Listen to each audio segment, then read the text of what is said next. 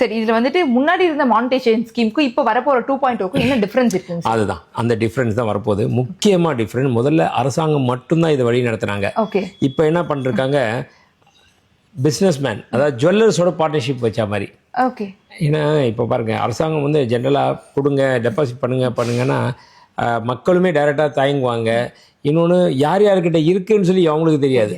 But jewellers கிட்ட சொல்லிட்டீங்கன்னா, இப்போ நான் இருக்கேன்னா என்னோடய கஸ்டமர்ஸ் ஒரு 1000 பேர் இருக்காங்கன்னா 1000 பேரில் கேட்டகரி பிரிக்க முடியும்.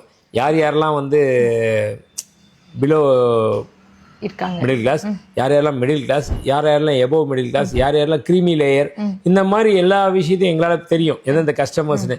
ஸோ அவங்கள்ட்ட நாங்களே வந்து ஈஸியாக சொல்லி இந்த மாதிரி இருக்கே நீங்கள் கொடுக்கலாமே அப்படின்றப்போ அவங்களுக்கு ஒரு நம்பகத்தன்மை வரும். அந்த மாதிரி கொண்டு வரலாம். அதை தான் இப்போ அவங்க ஃபாலோ பண்ண போகிறாங்கன்னு நினைக்கிறேன். Okay sir. ரெண்டாவது விஷயம், நான் ஏற்கனவே சொன்ன மாதிரி அதுக்கு உண்டான டெபாசிட் வட்டி, அந்த வட்டியை வந்து முதல்ல 0 to 0.5 to 2% இருந்துச்சு. Okay sir. கண்டிப்பாக ஒரு 3-3.25% இல்லை 3.5% அளவுக்கு இதை இந்த வாட்டி உயர்த்துவாங்க அப்படின்னு என்னுடைய கணிப்பு இருக்குது. Okay sir. கண்டிப்பாக அது கொண்டு வந்தாங்கன்னா நல்ல ஒரு விஷயமா அமையும்.